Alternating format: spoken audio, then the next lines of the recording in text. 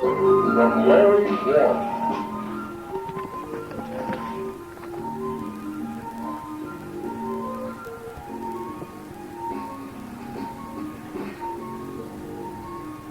In the past 50 years of research into the UFO phenomenon, no one incident stands out as boldly as does the RAF Bentwaters event.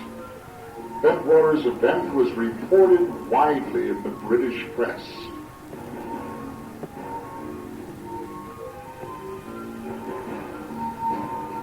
And on such television programs as HBO's America Undercover, UFOs, What's Going On, CNN's special assignments, the UFO Bentwaters incidents, Unsolved Mysteries, Sightings, and internationally on BBC and Nippon Television in Japan.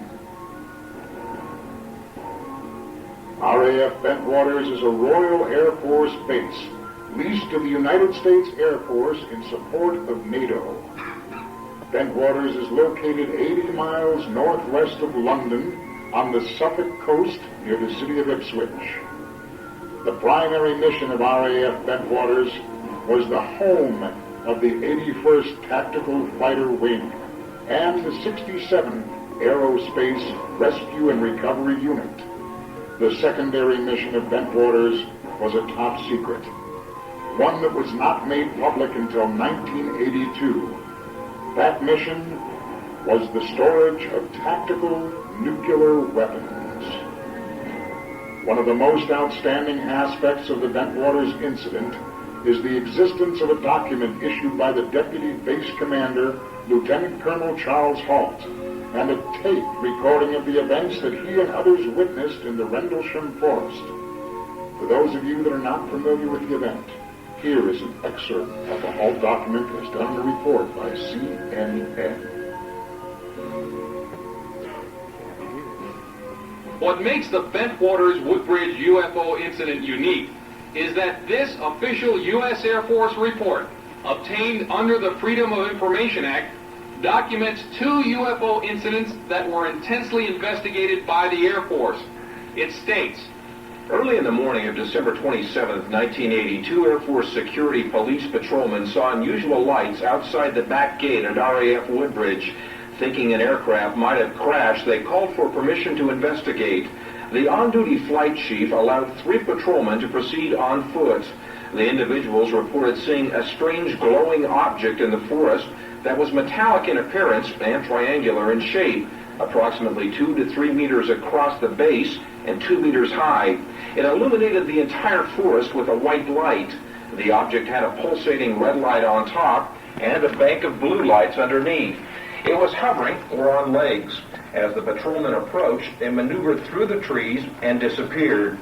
The next day, 3 depressions, 1.5 inches deep and 7 inches in diameter, were found where the object had been sighted on the ground. The following night, the area was checked for radiation. Beta-gamma readings of 0.1 millirens were recorded with peak readings in the 3 depressions and near the center of the triangle formed by the depressions. A nearby tree had moderate readings on the side of the tree toward the depressions. Later in the night, a red sun-like light was seen through the trees. It moved about and pulsed. At one point, it appeared to throw off glowing particles and then broke into 5 separate white objects and then disappeared. Immediately thereafter, 3 star-like objects were noticed in the sky, 2 objects to the north and 1 to the south, all of which were about 10 degrees off the horizon. The objects moved about in sharp angular movements and displayed red, green, and blue lights. The objects to the north appeared to be elliptical and then turned to full circles and remained in the sky for an hour or more. The object to the south was visible for 2 or 3 hours and beamed down a stream of light from time to time. Numerous individuals, including the undersigned, witnessed the activities in paragraphs 2 and 3. Signed, Charles I. Halt, Lieutenant Colonel, United States Air Force, Deputy Base Commander. In addition to the Halt document, another interesting aspect of the Bentwaters incident is the number of witnesses involved. Numerous witnesses were there that night, many of which still remain anonymous for one reason or another. Some who claim they never saw the incident. Some whose stories have changed over the telling. Larry Warren has spent the last 13 years telling the story of Bentwaters. The halt documents and halt tapes would not have been possible unless Mr. Warren had the courage to bring them to the United States and to the public view. With many years of research, Mr. Warren has uncovered the true facts of Bentwaters, and he will share them with you this evening. Ladies and gentlemen, I would like to introduce you to Mr. Larry Warren.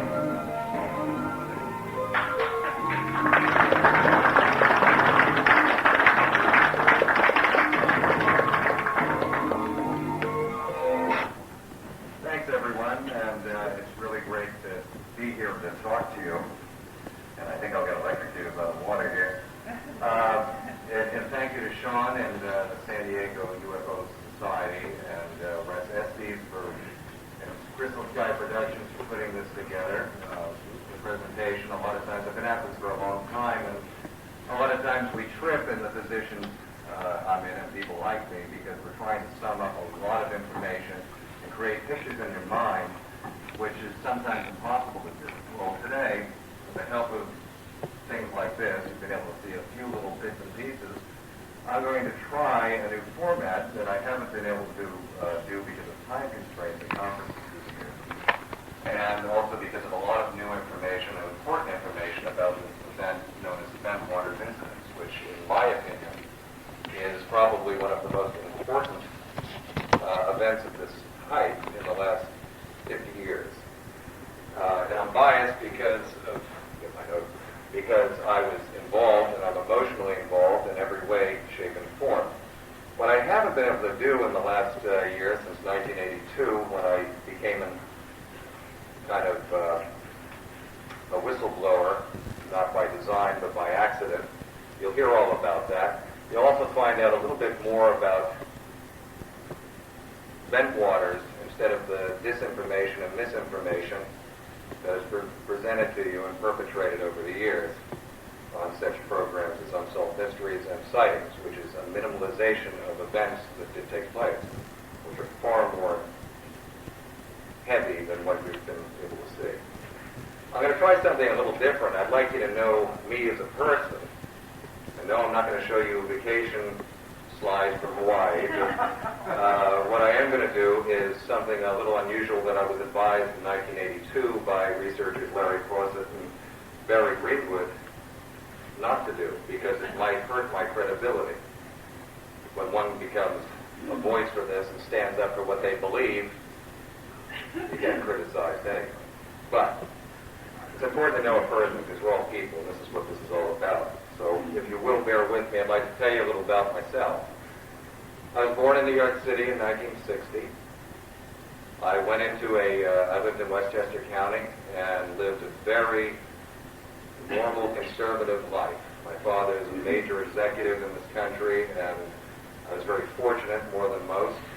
The subject of UFOs and paranormal wasn't something that would be discussed in my house. It was something my parents certainly weren't interested in.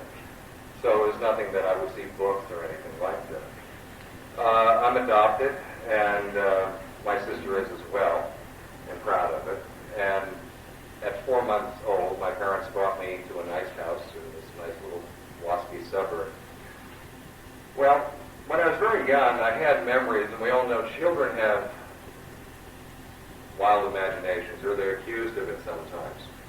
I can recall clearly being in my playpen, or my crib, where my parents had to tie nets on it, because they'd find me in closets, they'd find me outside sometimes, they'd find me God knows where.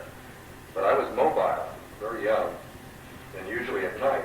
My conscious remembrance of that phase of my life has stayed with me forever and always disturbed me, because I would see my friends come to the bars of my crib. That's how young I was. I don't know what these friends were, but they certainly had substance. They would touch me, they would talk to me, they would play with toys. They would take me out. And I can remember this very clearly. I imagine if I brought it up to my mom or dad, it would have been, well, he has an imaginary friend. But the memories stay, and they always stay. As time went on and the 60s progressed, I was a kid with a rather wild imagination. Some people would say, see, that's why he's into this stuff. But like most kids, I was fascinated with the simplest things, and I could turn it into an adventure, theater of the mind. And I was really drawn to this railroad track in Westchester County near my house. I'd have to sneak through this yard, past this mean old lady, to get to these tracks. And I did it quietly because my parents didn't want me out there. And I'd pretend to be a train. And I'd run along these train tracks, and I really felt like I was a train. The whistle would be blowing, and I'd be running. I just can remember it. It was a thrill. Funny enough, on a day, and I would imagine August 1965, I saw something that, in this marsh area, that looked like and I only bring this to mind, people are old enough to remember the I Love Lucy show. Remember when Lucy and Ricky got a travel trailer and went across country? Lucy, smiling and having a good time. Well, it was a streamlined metallic object that, in my mind, looked like a trailer that would be very common at that time, out in a marsh. As I ran, being the train, and I probably kept better time than Amtrak or Metro North, I was approached by what, in my mind, told me were 3 to 4 children. I'm really not clear on it. They glided, they came up onto the tracks, and it was almost like magic to me. One of them, they told me not to play on the tracks. One of them. They looked like kids. Again, in my mind consciously, I can see kids here, but what they could do was magic. And I wanted to play, and they told me they lived in this house, out in this marsh. Okay? And children are very innocent, anything goes. Well, funny enough, the one in the center held out in his hand, or whatever it was, 4 dolls, and each of these dolls represented a family unit, your traditional 2.5 minus the cat or dog, mother, father, sister, brother, and they disappeared. I can remember this at 32 years old as clear as I could at 5 years old. I saw this happen. I had to have those dolls. I didn't care what was showing it to me. God, this is better than G.I. Joe. I went home, and they told me I had to leave or something, and I stopped past the old lady, and I think she caught me that day. And I told my parents about this, and of course they found out I was on the tracks and just brushed it off. And so my dad ended up taking me up there, usually nights after work, and I'd do the train move. Well, as time went on and the fall or so approached, I had this happen again. I was sitting out in front of my house, and a person kind of came out of nowhere and started showing me these dolls again, and I ran and told my mother about it, back when housewives were home. And it has stayed with me forever. I'll make sense of this for you as time goes on, because I've had to search for the answers like anyone else. As time went on in the 60s, my parents split up in 1968, and I have recollections of Vietnam and all the turmoil of the 60s. New York was on fire in the summer of 67, and all those things. But as time went on, I went to live with my dad, and no idea of UFOs or flying saucers, anything. But I had a book report assignment to do in 5th grade. This was in 1971, 6th grade. And I went through a book, and I always took the easy way out scholastically. I found a book by Frank Edwards, I think, and it had a short story on a flying saucer over Brooklyn, New York. So I copied it as my book report and had my dad draw the picture on the cover of the flying saucer, which is very unusual for him, and he did a good job. So I presented this in school, and I got a nice sticker of a smiling face or something.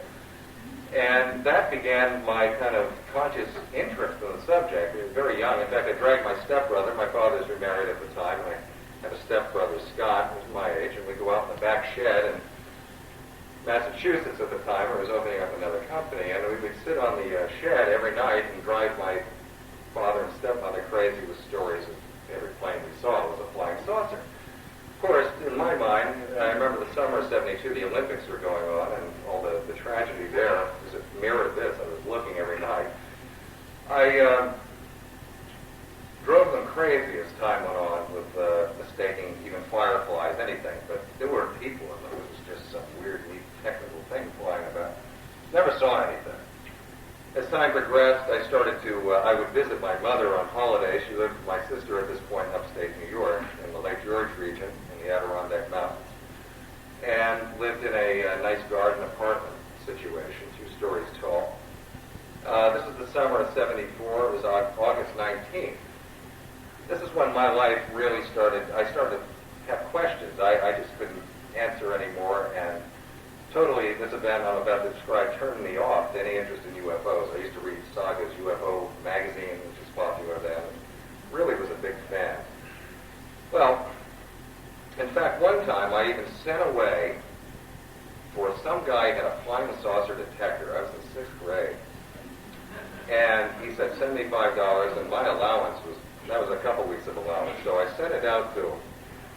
And I forget this gentleman's name, but I don't know who it was, but he sent back my letter. He kept my money and corrected my spelling and complained that he didn't have a secretary or something and needed another $10. So that was not good. So anyway, on this particular event, I went to sleep in my sister's room, which was at the front of this apartment. My mother was in the back in her bedroom, facing the Adirondack Northway, which is a highway that connects Albany, New York, to Montreal. And it's very dark, and then the Adirondack Mountains begin. So it's rather peaceful out back, and the front where I was a parking lot. At some point during the night, I woke up with a jolt. I was in a sweat. I was 14 years old. I'm not afraid of the dark. And there was something in the corner of the room. I can't consciously tell you what it was, but there was something there, and I knew it. And I was terrified of it. I grabbed the sleeping bag off the bed and did something very unusual. I went into my mother's room.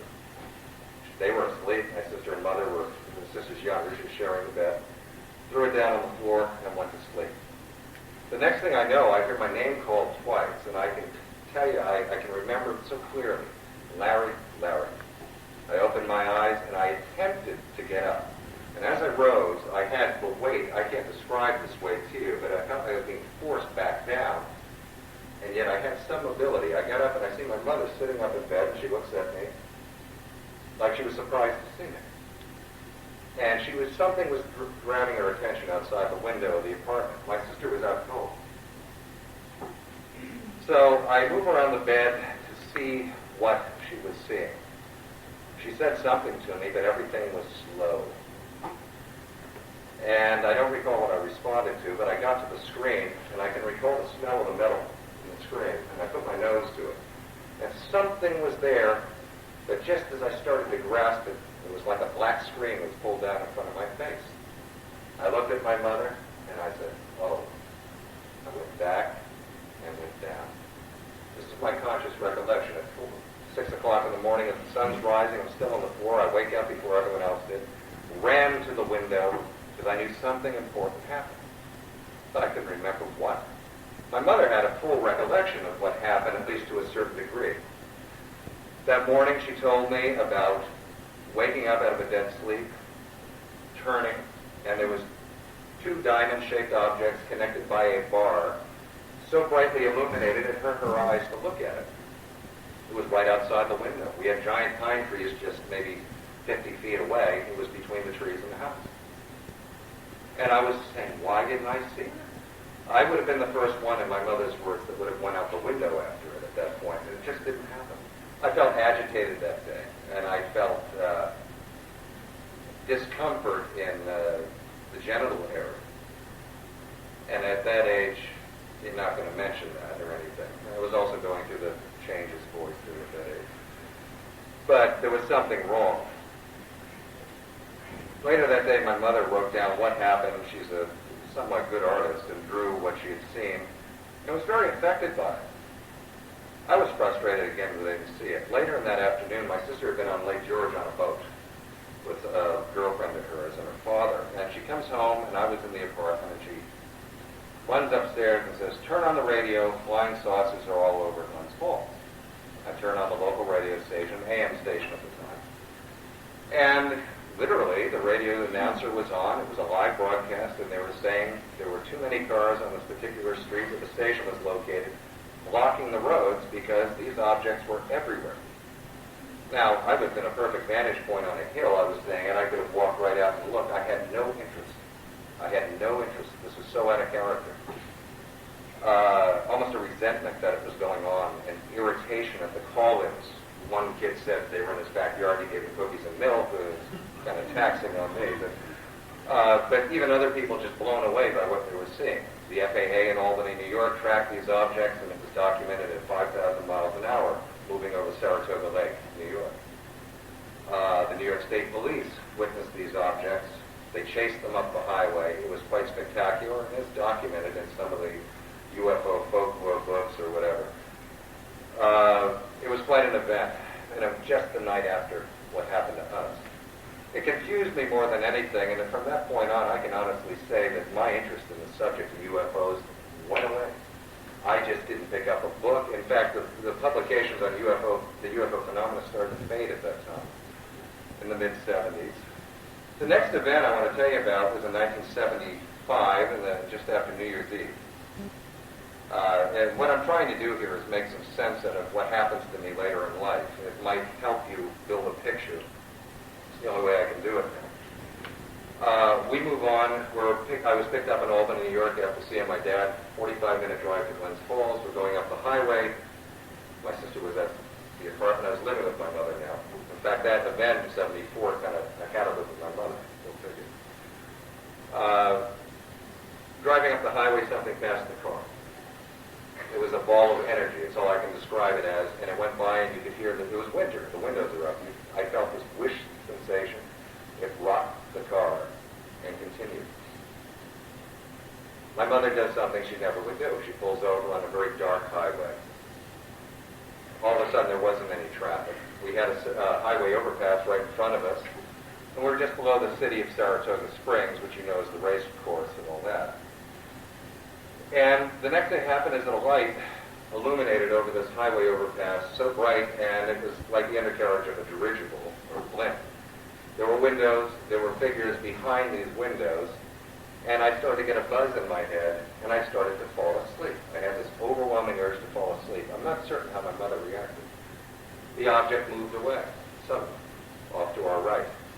We drove on home. We got there. My sister's concerned because a 45-minute road trip took 3 hours. Again, this is around the time Betty Hill's movie was coming out with Estelle Parsons. I hadn't seen it. In fact, it was turned off when I came on for some reason. I was very negative on this. We get home. My mother and I were irritated, arguing, fighting. We both had bloody noses. 3 hours. Confusing. There wasn't Mr. Hopkins' books to read or anything like this at this time. None of it made sense. My next thing that happened as I'm proceeding through high school now, my interest shifted to the pursuit of rock and roll, chasing girls. Short skirts. Well, they were wearing kind of, I wish they'd come back personally. Shorter the better. But as time went on, the normal things you do in high school in the 70s or whatever. And I didn't have this interest. It was something I relegated to childhood, something that was a pursuit like Legos. I was at a party at a friend's house just before I graduated from high school, and at that point I had guidance counselors telling me, and don't let your kids' guidance counselors create the direction of their lives, please. Told me, you don't have potential for college because you don't apply yourself in high school. I think the service is the best thing for you. And, I thought about it. I wasn't military by any means. But I had spent my junior year in Great Britain as an exchange student and had a love of the place, English musicians, the whole bit. And, anything Beatles, they came from there. I just loved it. And I had such a wonderful experience in Great Britain at the time. I lived in the county of Essex, which is below Suffolk, which is the county in question today, in a town called Billericay. And it truly is a fond memory of high school. I decided that I wasn't going to be the next Paul McCartney, probably about midway through my senior year. It didn't seem likely. And being in a band was an early version or exploration of being in a marriage for me. So I decided I'd go into the armed forces and please my parents anyway. My mother had visions of me in the Navy sailing the 7 seas, didn't like that, close quarters. So I did seek out the Army, and they couldn't guarantee me England. I sought out the Marines, and I didn't like the haircuts. I sought out the Air Force, and I said, well, do you have bases in England? They said, oh, yeah, we'll get you over there in the whole 9 yards, no problem. And I ended up being the last person to sign up in the Air Force for a guaranteed country of choice, which is Great Britain. No guarantee of base, but that's where I was going. And I said, well, what kind of jobs could I do? And the guy said to me, well, the recruiter, security police is a great job. You know, you can get out and become a cop or a security guard or some high-paying job like that.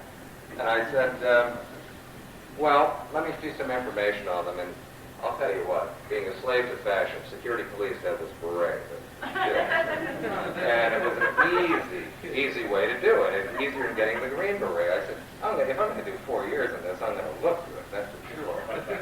And truly, that was my motivation. It wasn't like, oh, let's go fight the Alliance, which was a major issue at the time. And it was starting to become somewhat acceptable for young people to pursue the military, and I do think it's not a bad route to go if someone doesn't have direction immediately, even still, as long as they don't get a Bentwater. But so I did sign up and did that, and my band kept telling me not to do it. You know, we're going to make it. And they're all overweight with kids now and miserable. So I went that route. And I went in the service begrudgingly. I even talked to friends of mine into going, and they won't talk to me anymore. But, and it was a buddy system. We didn't even get a commission on it, you know. So I ended up going to Lackland Air Force Base, Texas, for they called it Happy Valley, and went through basic training. Many people here from any era that have been through it can appreciate it. It's a radical change of life, and it is good. It straightens you out a little bit. And the disappointing factor for me is that I believe when they said, they don't give haircuts anymore. Well, they cut me down the middle. I had hair down to here. They look strange, but it was really negative at the beginning. I felt I was in jail. And I got through basic training somehow, and we all did, and we looked back on it and laughed. And my next step was the Security Police Academy at Lackland, which was where you'd be trained to be a security officer. There are two different divisions of security police in the U.S. Air Force.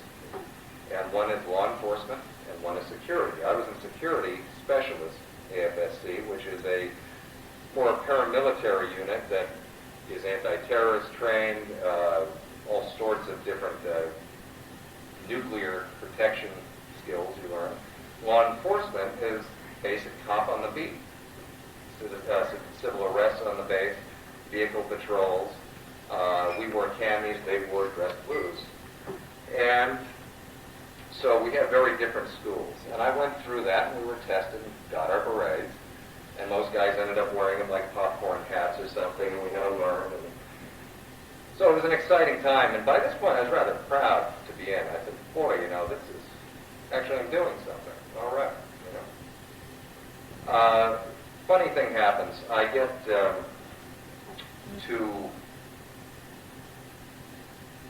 a part in the training where we had to sit in a room much like this, and they give out your assignments, your base of duty, your first duty assignment. And you fill out a dream sheet. Most guys they wanted it up in their same home state and all. We had a lot more bases at that time. And a friend of mine, Mizell Ritchie from Detroit, said he wanted a station in Michigan. He was a real homeboy right from the inner city of Detroit. He got turkey. My friend Jeff Lindsay wanted the Plattsburgh Air Force Base because he's an outdoorsman, like to hunt and all. He got walled. The next day we had to shoot a .22 caliber version of the M16, and Mizell shot the roof up. And the last time I saw him, we were going to Camp Bullis, and he was waiting for a bus to go back to Detroit as a civilian. So I wished him well. Big smile on his face as we were leaving, too. I got through advanced training, which is air-based ground defense, which you either learn on your first duty assignment, on-the-job training, which is military all the time, or you get this advanced training before you get there. I was chosen for that, so I spent extra time in Texas. And that's more combat and building clearing procedures, SWAT-like things. And I hope I never had to use them because I frankly had trouble remembering how to use an M16 half the time. It wasn't good. I had leave. I had a month of leave before I got to my base, but before that I was assigned on this day to RAF Alconbury, in the Midlands of Great Britain. I didn't know where the base was. I kind of got an idea it was about 150 miles away from London. And I wanted to be close to London because I knew that was the center of the fun. It was Greek Street and Soho and Ronnie James Jazz Club, all the great clubs and stuff I loved. And that was another minor way I wanted to get over there for the entertainment value. Well, a gentleman approached me and said, you know, I'd like to get to RAF Alconbury because I have a girlfriend there. Let's swap assignments. I said, where are you going? He said, RAF Bentwaters. I said, where is it on the map? Well, it's 80 miles northwest of London. And I said, fine, that works. I'll take it. I looked at a book they had showing pictures of RAF Bentwaters and a light version of its mission and what they do there. And I found it's a twin base, RAF Woodbridge also in Bentwaters. And I had a very strange feeling, almost a regret that I chose that base.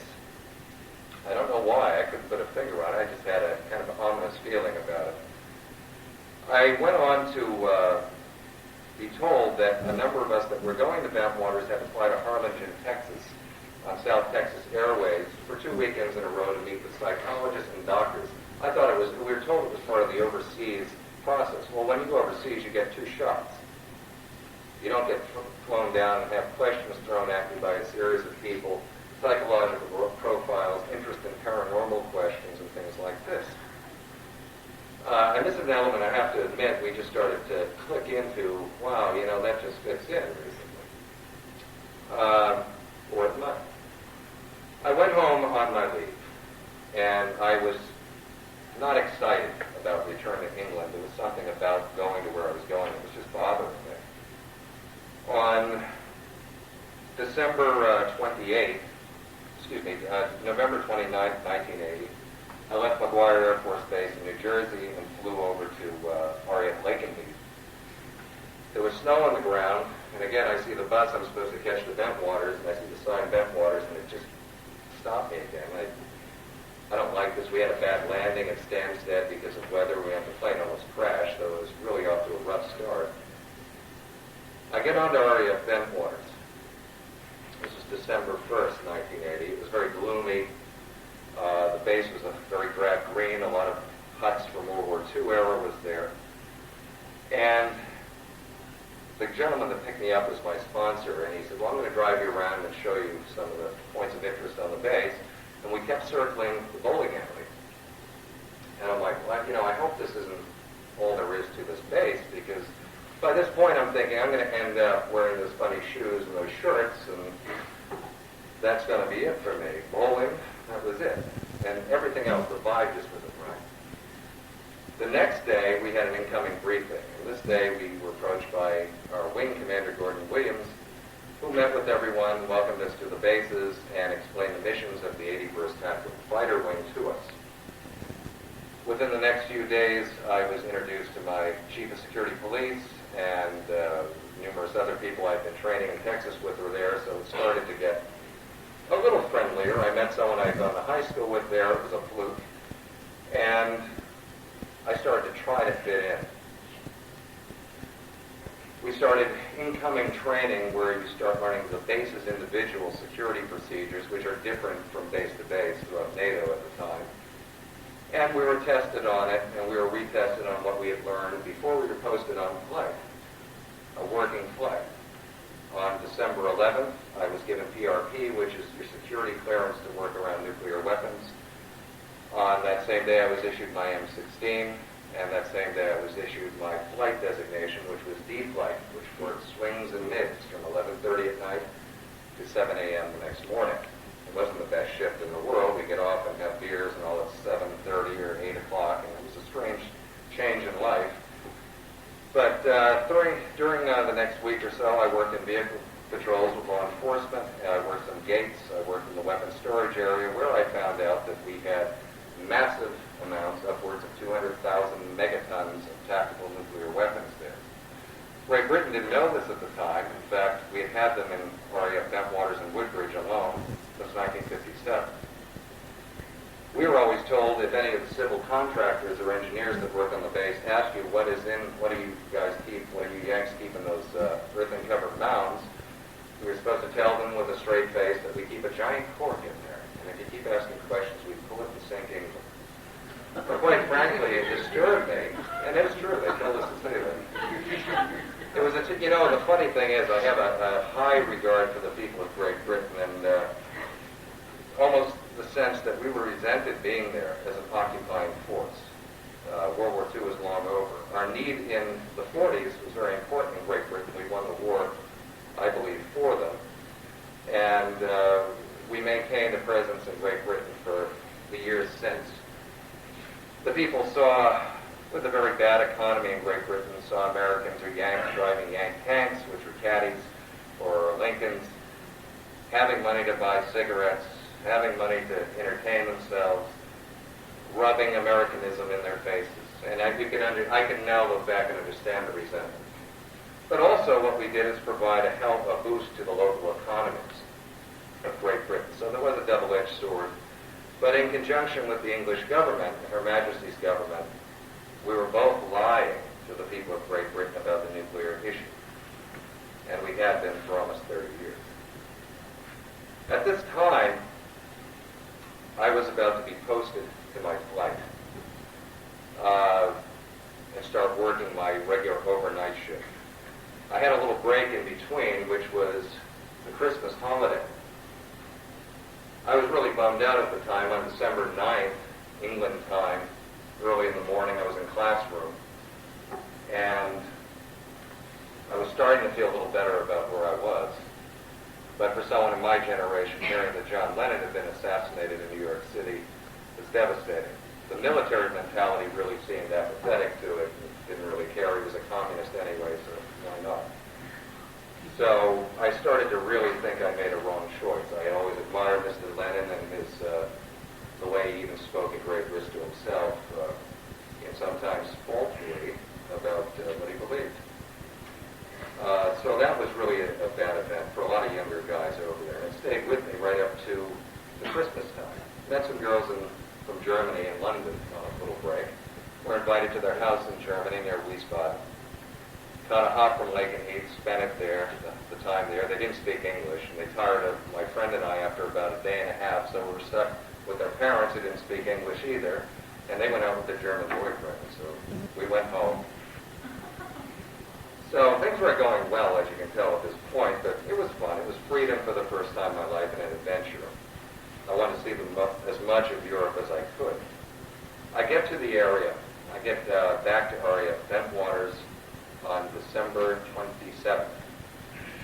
At this point, I'm unaware that on 2 previous nights we had had amazing UFO-related events. Unbelievable. I had no idea. The first night, 3 gentlemen followed out a light into the woods. I can tell you right now, you're hearing slight versions of this on Unsolved Mysteries and other programs. There were abductions. There were the whole 9 yards. They were missing for hours. They have recollections now that are devastating to these people.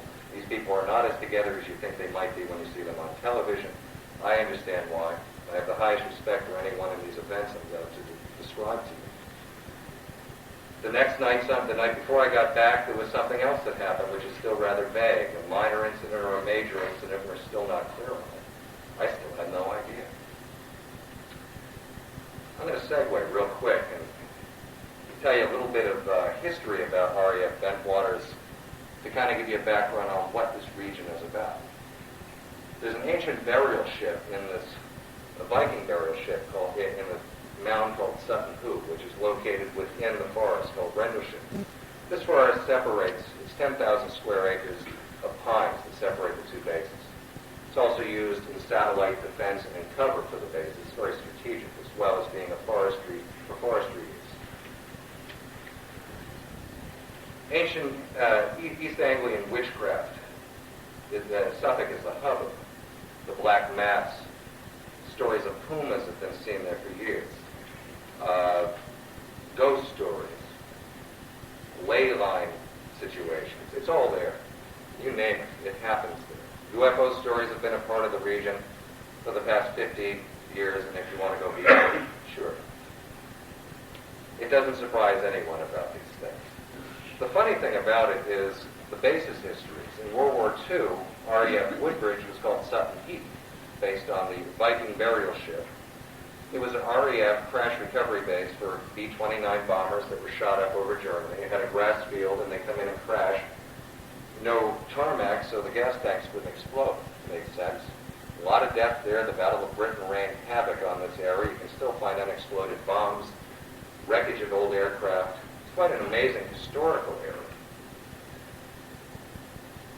1949, the U.S. Air Force took over RAF Woodbridge. It was part of the 107th Bomb Group of the U.S. Air Force. RAF Bentwaters then opened. They were still separate commands at the time. They had Vulcan bombers and all kinds of attack aircraft from the American and Royal Air Force. In 1962, the two bases joined and became part of the NATO mission. They were still the 107th, but then within 3 years became the 81st Attack Fighter Wing, joining forces. They carried F-4 Phantoms on both bases, 5 squadrons each. In 1969, they brought in the Aerospace Rescue and Recovery Units to RAF Woodbridge, which is under main directive from NASA and the CIA. They are a unit that specifically is designed to recover spacecraft, re-entry NASA spacecraft that go down in, say, the Atlantic or the North Sea, should it happen, and also carry out covert activity and actions. 1970, I believe, the two bases were now fully NATO. 1978, the bases switched to A-10s, fully nuclear capable now. They have more to blow up the world 70,000 times over, stored on those bases secretly. The largest weapons storage area in Europe is on RAF Woodbridge. So again, you can see the strategic value of this area. Radar was developed right next door at RAF Bodsey during the late 30s by the English. And radar, microwave, and all kinds of experiments continue to this day in that region, all in that part of East Anglia. I come back now to the day of December 27, 1980. I had to work that night. I get ready. I say, let's go out to Ipswich for the day, take some pictures, see the town. We couldn't drink 24 hours prior to duty. I took some friends. We went into this town, the city, and we saw some things. I wanted to buy an amplifier, and I couldn't get a good price on a Marshall, I remember. We got the bus, went back to as far as RAF Woodbridge, and we were getting close to it, getting onto our ship. And the bus left us off 5 miles. That's as far as we go, right? So we had to run, and we're running along, and this is when things started to get very strange. There's a gentleman on the side of the road, the M117, behind him. And he's outside of his car looking up, and we're running up alongside him. He's an English gentleman. And he goes, "Did you guys see that?" And I go, "What?" He said, "Something flew over my car." And he goes, "It wasn't one of the," he goes, "You guys at the Air Force Base?" I said, "Yeah." He goes, "Well, it wasn't one of your planes." He goes, "It was the strangest thing. It hugged the ground and went up and jumped over the pine trees." And I go, "We didn't see it." And we're all sitting there looking around as time is wasting. And the guy goes, "Well, I got to go." And he left. And we're thinking, God, we could have asked him for a ride. So we're running and thinking that we thought witchcraft. We had this town called Putley there where it's covens of witches. They run the city body. They have black masses. We were always warned if you're on duty and see people with hoods and candles, do not open fire on them. It's just a black mass. Literally. We had Commie Corner where the Soviets had spies that would take pictures of tail numbers of all our planes, and all we could do was go by and give them nice hand gestures, and they'd wear that. We did it to them as well. But we were thinking, some witchcraft is going on, and we were kind of imagining it frightened, and we're running, and we get back to base. Get ready for duty now. And what happened on the base while I was gone is that we had now clicked into a heightened state of readiness, and the black alert, which is one stage during the Cold War below full-blown war. The reason why is not UFOs. The reason why is that the Soviet Union had its armored units on the border of Poland. There's a gentleman named Lech Walesa at the time with the Solidarity movement that was causing them a lot of anguish. And they had planned before the turn of the year, which was coming up, New Year's, and they had ultimatums that they would have rolled into Poland and squashed Solidarity. Well, our apparent NATO did not like that from the Warsaw Pact or the threat, and most of our squadrons of A-10s had gone off to forward operating locations in Germany. We had most of the tactical nukes ready for F-111 should should they come in and pick them up, battlefield nukes. And should the Soviets roll one tread over that line, we were going to be at war, and it was very tense. In the States, time didn't tell you that, but it happened. Also on the base, we had another heightened state of readiness because of these previous nights of events, which I was not involved in. Didn't know that either. But it was a tense time. I went through guard mount, and guard mount is a situation where you check to see if you're on drugs, medication, if you're fit for duty that night. We all pass, we get our weapons from the armory, and I'm driven to a very remote post called Perimeter Post 18. We call it PP 18. End of the Bentwaters flight line, isolated, not manned unless there's an alert going on. Not an important position. I got to my post, and I was to call in radio checks on a handheld Motorola every 15, 20 minutes to state that I was awake. You can fall asleep very easily. Well, I get there no less than 10, 15 minutes, and before even my first radio check, and I start feeling very funny. Something's wrong. Something's running down near the fence line. I see 3 deer jump over the fence, continue across the runway, and the rest of them run up the fence line, and then they jump the other fence. We had very low fences. It scared the hell out of me. They came right out of the dark, these ratty-looking deer. So I felt even more anxiety in my solar plex. I'm saying something's wrong. And then it starts. On the Motorola's, we start hearing transmissions about lights being seen over the forest at Rendlesham, off the east end of RAF Woodbridge. My boss, my shift commander, Robert Ball, is calling for degrees, latitudes, longitudes of these lights. There was concern in the voice. Our weapons storage area tower at Bentwaters was giving play-by-play of these particular objects flying around. I couldn't see anything from the angle I was at. I'm looking, and all of a sudden some people started to make fun of what was being said, some younger guys, and they were reprimanded. No sooner did that happen, and then all the radios were going crazy at this point.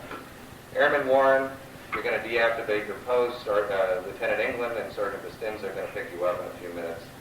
Fine. A vehicle pulls up, a security police pickup truck. There's other individuals in the back. First Lieutenant Bruce England driving, Sergeant Adrian Bastinza, who was someone I knew at the time, who was my reporting official, in the front seat. I'm told to get into the back. I did, and we drove on. There was some younger airmen my age, my rank, in the back. We started wondering what we were doing and making small talk. The radios are going crazy. We head toward the motor pool on RAF Bentwaters. No motor pool or mechanics are there, or personnel. Security police are there, and they're desperately trying to hook up gas-powered generators, light-alls they're called, to the back of these pickup trucks. I'm filling them up with gas. Sergeant Bastinza was filling one up with gas. There was 3 or 4 security police vehicles there, numerous personnel right now, and a senior officer who worked our day shift, a Captain Michael Verano at the time, who was very upset, very nervous, acting very out of character for a senior officer, and one I did respect. He was a nice man. Telling us that he wasn't reading the gauges right. The gauges were showing empty when the gas was flowing out of these things. Finally, arguments ensued between NCOs and officers. There was something very strange going on with the behavior of these people. Somehow this was resolved. We were back into the back of the vehicles. We went to the main gate at RAF Woodbridge and met other vehicles, law enforcement cars, and as soon as we hooked up with them, we took off in a kind of a convoy through the winding roads to the town of Ike and other towns, and heading toward Rendlesham Forest and Woodbridge. In the back, we're saying, what the heck, a friend of mine was really anxious about the New Year's holiday because his folks were coming over from the States. The rest of us were saying this must be an exercise with the Royal Army. But why weren't we issued blacks? We had still our full NATO rounds, which is a legal off base on British territory by treaty. But we were going, and we were armed, and we headed off to the end of the Woodbridge runway. I see roadblock there, flares, guys with cones on flashlights, and a civilian car that one of the law enforcement officers stopped. I see him walk over and talk. We were in an open back truck. The weather was rather mild for December. I have to clarify for you. It was a moonless night. He walks over to the woman and says, we won't delay you for long. She had a little girl on the seat with her asleep because there's unexploded ordnance in the area. And we'll let you pass in a moment. She was going in the back way to Woodbridge. They flagged us through. After this, the car was kind of in our way. We moved on to the east gate of RAF Woodbridge and were told to turn left. Turning left brought us into this massive forest called Rendlesham, which I had never been in or only seen peripherally when I was over on Woodbridge. We sped through that forest on a logging trail so fast, I mean the trees were going like this, but there were personnel along the way, some going this way, some going this way, some vehicles, some light-alls that were not in operation. We get to a clearing. At this clearing are numerous vehicles and personnel.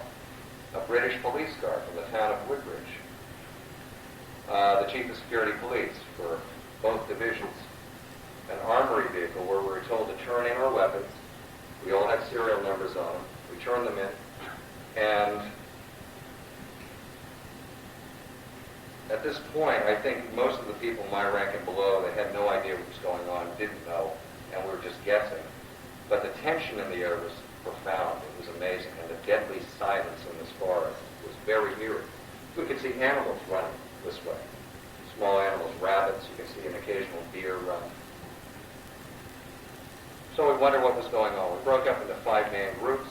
We had a senior NCO with each one of the groups. There were numerous people. They pulled people off other flights that weren't working and proceeded into this forest. The lower ranking guys like myself maintained radio silence, and we were unarmed. As we walked, you can see flashlights cutting the darkness on all sides of us. Off to my left was an area that was illuminated rather brightly. I could see people moving around in this light. I could see red surveyor's tape around an area. And I heard radio transmissions that you guys have to watch those hot spots. We don't want you walking all over them. Now I'm thinking, we're going to fight a forest fire? Well, I mean, it didn't make sense. We walked on further. More personnel were in the woods. I'm hearing transmissions I couldn't believe on the radio, desperately trying to find the base commanding officer, the CO. That would have been Colonel Gordon Williams at the time. And they couldn't locate him. It was urgent that someone get him. We move on. There's somebody going by the code of October number 1. That would have meant senior officer on site at that moment. That would be Lieutenant Colonel Charles Holt, our deputy base commander. We move on further. There's a small clearing, and then it opens up. There's low scrub, the pine trees end, and now we're in farmland. As we walk further, there's one lone pine tree, and I see a gentleman who was my rank or so, leaning against a tree with his head in his hands. One of the staff sergeants, who was a senior flight official, was dealing with this guy. He was very upset. We walk further. Up over the rise in this farmer's field, there was no snow or anything. What we saw for the first thing was a illuminated mist on the ground. You could see through it at times. It was greenish yellow. It was part of the ground. You could read 50 accounts of this, but I'm telling you, it was this high off the ground and part of the ground. You would think it was fog, except it had a clear-cut shape to it. It was circular. It was probably 50 feet across. And as we looked at it, you didn't think UFO, you didn't think anything. Nothing seemed really real at this point. There were motion picture cameras in this field. There was video cameras. Video technology was rather bulky in 1980. Very obviously a video camera, and still pictures are being taken. There were flashes going off. Base Public Affairs were there. Disaster preparedness personnel were there with Geiger counters very close to this object on the ground. There were numerous people in this field at this time of rank, some in civilian clothes, because they were obviously pulled out of other situations. They weren't working. We stood there, we watched this. There were 2 cows in this field, and in the distance a farmer's house. There was a light on the second floor, very clearly saw it. So whoever was in that house, I'm assuming, is seeing what I saw. My friend said to me, Sergeant, the stins that these cows give this thing, later on, that gave it a sense of reality, almost. As we're watching this mist and seeing other people take radiation readings or whatever they were doing, I look out in the direction of the North Sea. Now, you've heard this event described as a mistaken identity of a lighthouse. And quite frankly, the lighthouse was that way. This object came in from this way, and the lighthouse cannot be seen in that forest. I've been there numerous times, and it just can't be seen. It's like swamp gas. As we're watching this mist on the ground, I see a red light appear off in the the distance in the direction of the North Sea. It moved in quicker than you could think about it too long. I did think for a minute it was an aircraft. We're on the flight approach line for Woodbridge Field. No aircraft were up this night. Most of them were gone. As this object pulled in, it was the size, this happened so instantly over this field. It was the size of a basketball, and it was a illuminated light. I can't describe it as red, but that's the closest thing that comes to it. It sat probably 25 to 30 feet above this mist or fog on the ground. And no longer than it stopped, that it exploded. And that's the way, in my humble human terms, can describe it. It exploded in a controlled manner, so bright, with shards of light, that it burnt the retinas not only of my eyes, but numerous other people that were involved, and this is all documented. I'll go into this stuff later on. What happened at that point it is like a dream, and it has affected every one of us in a different way. But there was a machine in our presence, and I can't say it was a flying saucer because it didn't look like a saucer. It didn't have windows on it, it didn't have markings. It had the most highly intense lights on it, a mother-of-pearl effect. It seemed to draw in shadows, like there was movement, almost like it was transparent. You could see things moving within it. It was like magic, as another witness describes. That is a good way to describe it. It may have had landing gear. In fact, it would make most sense to me that it did. It was very low to the ground, and it looked dirty. It looked like a pyramid or a triangle with delta appendages, with very rough boxes and things all over it. The words really I don't do it justice, and I've been trying for 11 years, and I may never get it right. As we're watching this, I have to tell you, and I emphasize this, that film and cameras were taking pictures all the time. My conclusion is that because of the previous night's events, this was expected in some way. I'll go into that later on why they did know something was going to happen again. Gordon Williams arrived. He was in civilian clothes. They found he was at a New Year's Eve party in RAF Woodbridge at the time. Showed up looking very apprehensive, came right into the area. I can't tell you how I thought. Some people would run out into the woods, some people in command of us, lieutenants and so forth. They wouldn't come back. Some of us were literally frozen in place. You think I'd run. You don't know what you do in this situation. You just don't know what you do. I stood. I went to look at my watch at one moment for some reason. It was an old Timex. And my movements were at half speed. Voices seemed half speed, slow, everyone. As we're watching this, kind of suspended as if you're watching a movie, I see, as Gordon Williams approaches this area with other senior officers, two bobbies, by the way, have their cameras removed from them by force at this point. A glowing object move around the delta of this object. I only describe it as a delta, a wing-type thing. It came around my blind side. It was hovering about a foot off the ground. It was bluish gold, very highly illuminated. Moved out a little bit and then split into three individual spheres of light, more oblong than a round thing, but I lack for words in terms of this. As that sat there, Gordon Williams watched this, everyone else watched it, and cameras were filming all the while. This object, all three of them now, started to fade. Sergeant Jacinta taps me on the arm and says, "Can you see it?" And I could indeed see. Within this glow, the three glows, were entities of some sort. There was no doubt in my mind. They had a face. I saw clearly the upper torso. There was some kind of a clothing that was highly reflective. I hate to say silver suits. I won't say it is, but it was wearing something.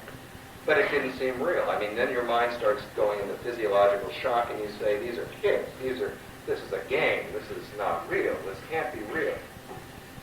As this faded more, you still would say, okay, this is a trick being played on me. Gordon Williams moves in with some other people. They face off.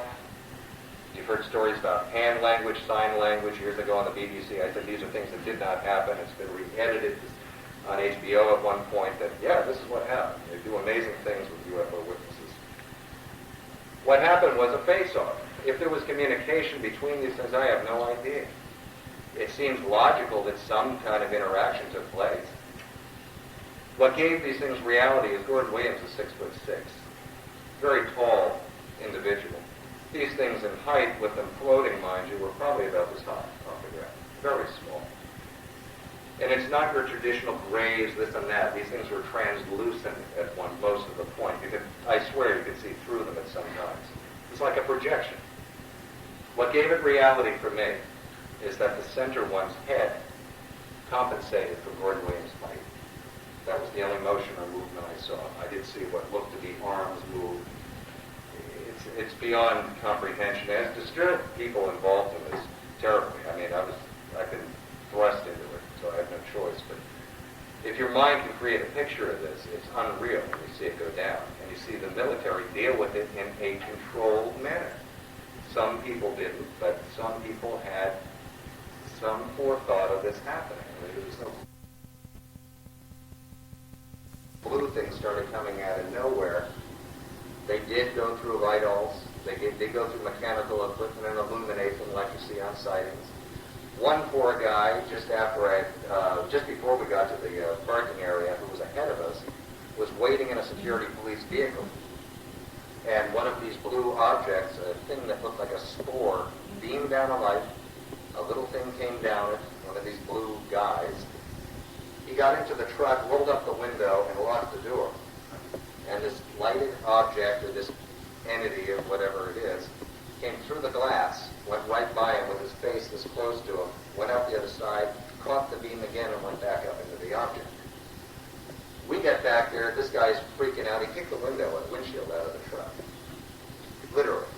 Kicked it right out, freaking gone. We get back there, there's so much activity at this point, and people panicking, or people collapsing, or people doing whatever they're going to do. We drove back to RAF Woodbridge. As soon as I left that area, Sergeant Bastinza remained. Sergeant Burroughs, who you see on television, and I guess I can say this now, if he wants to be public, he should be telling all that happened to him, went through the first nights of events, there's no question. John should be given credit for an amazing, sad experience he went through. However, on this third night, he kept knowing they were going to come back, so he was off duty at this time. At 4:30 in the morning, when this event I'm about to describe happened, he woke up from a dead sleep, got in the civilian clothes, and went out to Woodbridge. He knew this was going on. Right in the midst of Sergeant Bastinza and Burroughs and a few other people, a solid object, much like the one I described to you earlier, but smaller, appeared right in their midst, again with his parking area. Sergeant Burroughs was so obsessed with this, he literally grabbed it, and it moved for 10 meters with him holding on to it. John Burroughs wouldn't come out of this forest for about a week. People brought blankets to him. People brought food to him. And the Air Force didn't know how to really deal with Sergeant Burroughs on this. And again, I'm not going to tell his story, but I think it's only fair you should know that. He's not been telling that on sightings for his own reasons, I guess, or doesn't have the time. I went back to the base on Bentwaters, got to the Central Security Control Area where we have our armory, turned in our weapons. I felt sick. Other guys with me felt sick. And so a friend of mine, Stephen LaPlume from Massachusetts, I've been in basic training with him also. And these guys were coming on to the day shift. They said, "What'd you guys see? What'd you guys see?" And I said, and the other guys said nothing. And then we started getting the green man, we saw a little green man ribbing, and we were just shocked. I mean, I can tell you, we were literally just like zombies. We were relieved from duty. No one said for us to not talk about it or do anything at this point. I get back to my room, and I put on an album by Eric Clapton called Blues Power. I remember I played it over and over and over again. I felt nauseous. I kept going to the mirror because I noticed I had a shock of gray that if you ever saw The Road Warrior, that's what I looked like. Eventually that fell out, but I wasn't the only one. Numerous guys had gray in their hair. My eyes hurt. I had a metallic taste in my mouth, like I had a mouthful of blood. As the sun came up, I can tell you that morning I had not fallen asleep. I insisted to myself this couldn't be real. I went to the mess hall, sat down at the security police table, and everyone else who had been through the events were pale-faced and sitting there staring at each other, waiting for someone to talk. One guy, Steve Longero, who is from here in California, started to open his mouth. He's not a witness you've ever heard publicly from. And say, I can't believe this went on. Sergeant Peniston, who was in law enforcement, who went through the first night's events and part of the third, told us to shut the F up. And a major argument ensued in this mess hall. The buzz was on, though. Everyone was saying, these guys went through this and that. I went back to my room.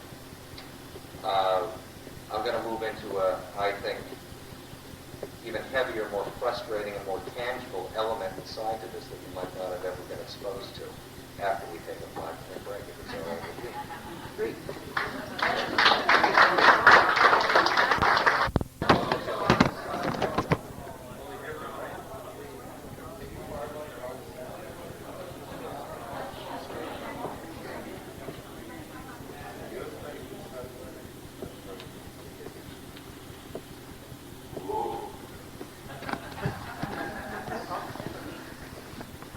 Okay, folks, are we comfortable or not? Okay. Thank you for letting me get through this last portion. I've been trying 2 different things over the last 2 days, very different. Over the past 11 years, I've only really been able to do the Bentwaters incident over and over and over again, and not get into the real meat of what this is about. And I can assure you, we're just starting now. This is more important to me than anything else. It's this phase of what happened after these events, because they're open to conjecture. What happened to me and others over at RAF Bentwaters. But what's more tangible for me is what happened that very next day and in the ensuing years. Obviously, going through an event like this, your life changes forever. Absolutely. The way you look at every single thing you believed in is gone, altered, different, no matter what. And I wasn't the only one to feel this way. Later on in that morning, I said we had a problem in the mess hall and all. I was slipped a note that I was to meet other individuals in my rank at the Chief of Security Police's office on Bentwaters, where I assumed we were going to be debriefed or spoken to about these events. I showed up at 11 a.m. in the morning in uniform. There were other guys of my rank, and they did this situation according to rank, low-ranking NCOs and up. As I got there, I saw some other people, and we're all zombies.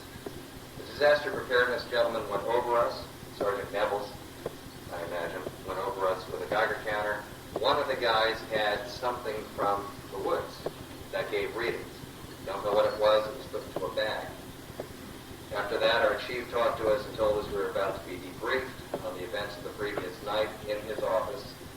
We were to cooperate with these gentlemen. There were 2 very nice cars parked next to the security police office. So I assume they belong to them. It was government place, U.S. government. Now you hear stories, if you're a fan or interested in UFOs, about debriefings, about secret agencies and all these things that happen. I went through it. And it might disappoint some of you or vary, but I've met other people out there who are not public that have gone through similar debriefings.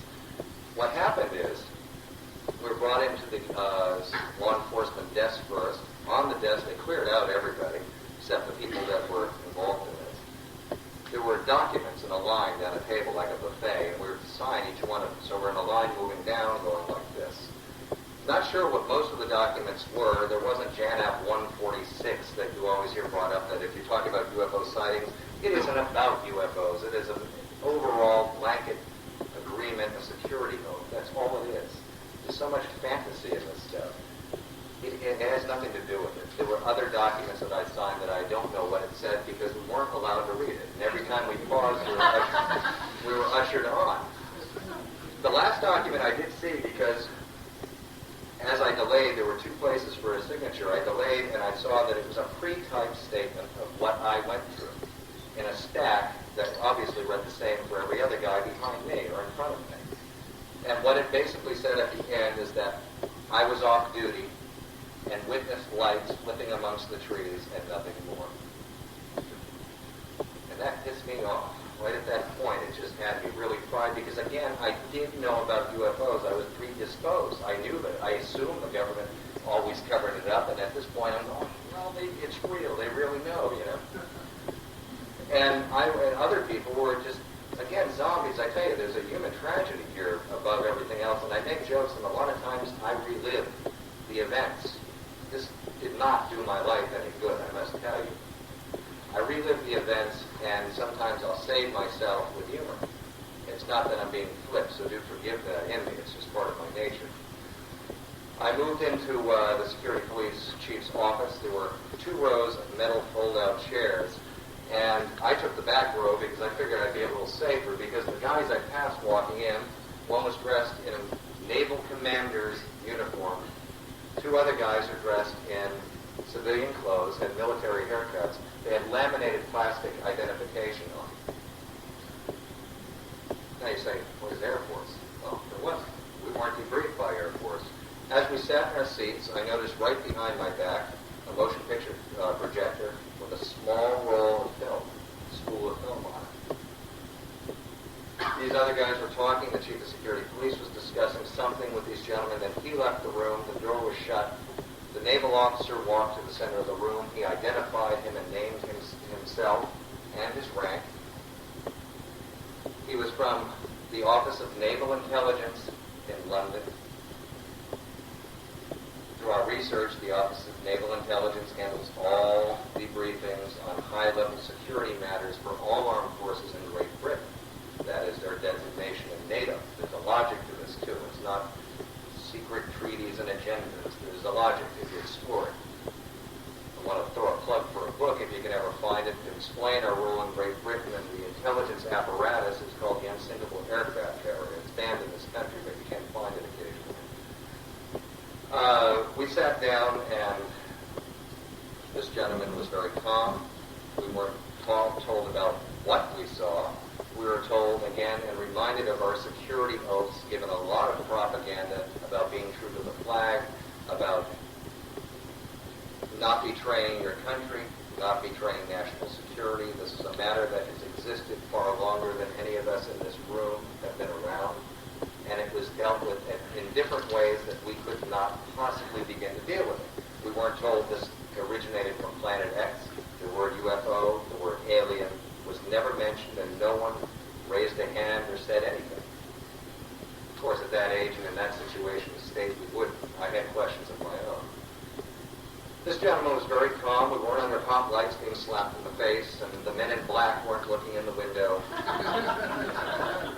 But they had a set procedure and a logic to proceed with this, and it started off with what's called psychological warfare. At 20, 19 years old, you're very susceptible. Number one, you believe that we need nuclear weapons. I can remember thinking that must have been true. So anything that they were throwing out to us was a torrent of information. There were some key things this gentleman mentioned to us that were very interesting. He said that this phenomena, there were at one point, and it could have been disinformation, that there were no less than 30 civilizations coming here. I think it's disinformation. It was purposely said to see who would repeat what went on and identify it. Oh yes, that was X number 2 briefing in Bentwaters. Something of that. This is all logic. At this point in my mind, in my life, I wasn't very logical, and I was shocked, and I was frightened, and I didn't know what was about to happen to us. This very exchanging pleasantries ended when the two gentlemen approached the front. One kind of remained lagged back in the civilian clothes. They were gray suits, by the way, not black. And identified themselves as being members of the Armed Forces Security Services. Through our research, Armed Forces Security Services are a field operation unit of the National Security Agency. They, as I move on, will play a very big role in these events. These guys were not friendly. This guy started to threaten us about writing letters home, using phones, discussing these events in any form with anyone on base, how harshly we would be dealt with. We would be dealt with in ways that are not on the books. It was amazing, and it was like you're watching a movie. I said, this really happened. It's just amazing when you see it for yourself that, God, they do this. He went on and on and on and on, and finally, he kind of nodded to this guy and then looked at us and said, I want to show you a film that might help you understand better what you've gone through. The film started no sooner than that on the screen. It began with black and white footage of the World War II era, gun camera footage sometimes showing clear-cut circular objects in broad daylight. It showed MiG aircraft in dogfights with something unusual. It looked more like a flame rocket or something, but it was part of the series of film in Korea. It moved on to Vietnam, showing what I think the most spectacular thing that stays in my mind is of a Special Forces fire base on a hillside, apparently. A guy must have had a Super 8 camera and panned out over a low scrub area where a giant triangular object rose out of this scrub area, dropping vegetation from it in broad daylight. And as it got high in the frame, you could see a flock of birds go right over it. And it moved until it was obscured by the sun, the camera. Moved into the space program. It showed very unusual anomalies on the moon, objects, or whatever. It also showed our space station we had in '73 that fell on Earth in Skylab, with an astronaut outside of it, very close to another object that was very unusual. These are things you can't prove at all. However, I've met other people that have described this film rather frame by frame. It stands out in your mind. There was no narration. It was a very brief film, maybe 10 minutes, and stopped.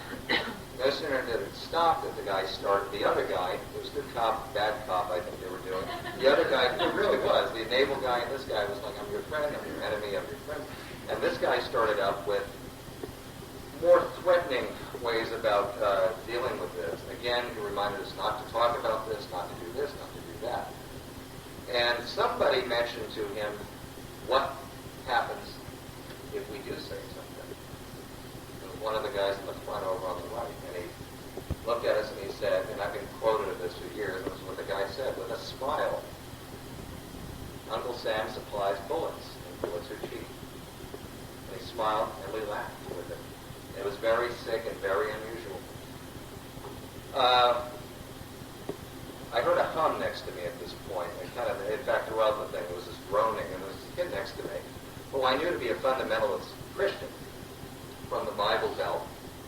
And I looked, and he had a small handheld Bible, and he was going through it, doing Hail Marys and Our Fathers and Novenas over and over and over and over and over again. He was having problems, obviously. He was shaking and doing this bit. As we left, we were released from this debriefing. There wasn't any secret codes implanted in our heads or anything. We were just released. We were also warned as we went out the door, if press should snoop around the base, because they might be expecting them, don't talk to them. They were expecting press. So we walked away. Someone mentioned to me that some airmen have been sent to create a false landing site. These are just things that I heard and were told to me. This guy I told you about in the Bible, here's a human tragedy for you with this instead of fun UFO stories.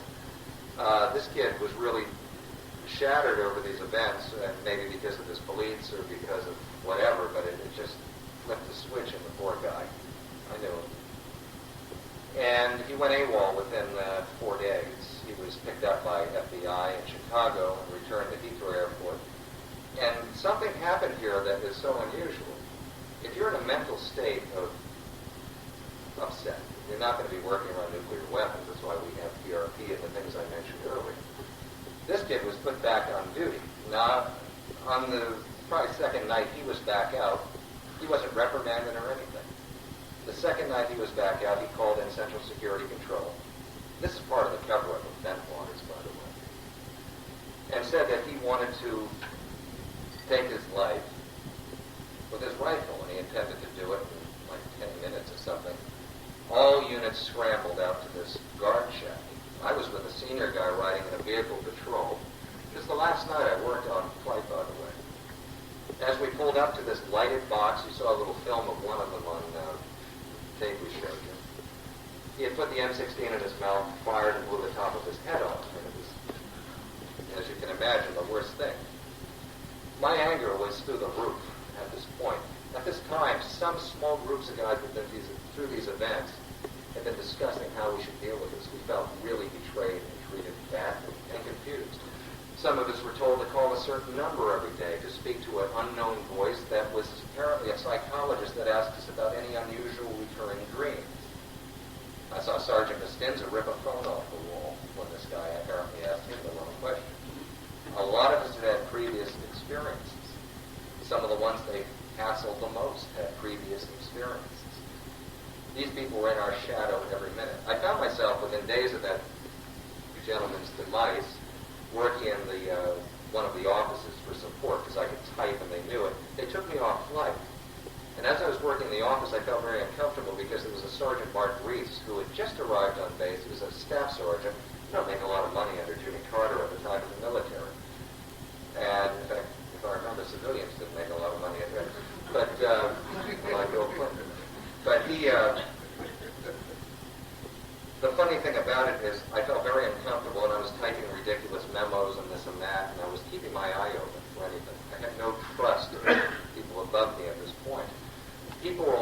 the invasion of the body snatchers. People were different. People that were friends weren't friends any longer. It was the strangest thing. I can't really put it into words. He pulled out, this Mark Reese was in the office for about a month, and I was so tired of typing. I said, you know, I signed a contract to be a cop. I should be out there on the flight line, which I particularly didn't want to do anymore.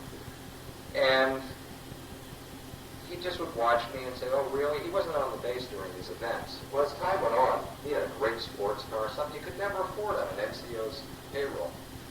One day, Sergeant Smith, it's a real name, came into the office and said, Warren, I want you to come with me. Now, I've been talking to people. I neglected to mention, I'm going to just tell you real quick, the day of the debriefing, I immediately took Greg Backroom, who we saw on the thing, went to a pay phone, a public phone on base and called him up. And I said, Ma, you're not going to believe I saw a UFO. I reversed the charges to New York State. My mother never responded. In fact, after I said UFO, there was nothing there. I looked right after him and I said, oh my God, I called the operator and he said, were you calling from the base? I said, yeah, because you were cut off at the base. Later that afternoon, very quickly, I was played a tape in the Hardened Command Center where they have crypto equipment and everything, and was played back a tape after I denied it. It cost me $300 from my stripes. I took the money from it. This plays a role. So what I had done is identified myself instantly as a troublemaker, a security risk, and a potential whistleblower. And whistleblower scenarios of how they're dealt with is the same in any situation. You go through the same things. It doesn't matter about UFOs. I just wanted to tell my mom. So my mom had an idea what was going on. Within days, I wrote her a letter in early January, cryptically telling her the events I saw. I suspected they were opening the mail. In fact, a lot of letters I was sending after that point were never getting home. They were being rerouted to Germany and then back to Bentwaters. So it was very unusual. My mother, within weeks of me writing that, Colonel Holt wrote his famous memo. I saved everything, happily. My mother responds within 2 days of Colonel Holt writing his letter, saying what you saw, what you and others saw, what was, in fact, a UFO. It must have been an amazing experience. She didn't know the negativity of what had gone on. So meanwhile, I had people watching me in late January. I was told in one day, and you find the logic in this for me, please, to get a barrel, a wheelbarrow by Sergeant Smith and go pick up these white painted rocks in a full uniform of security police.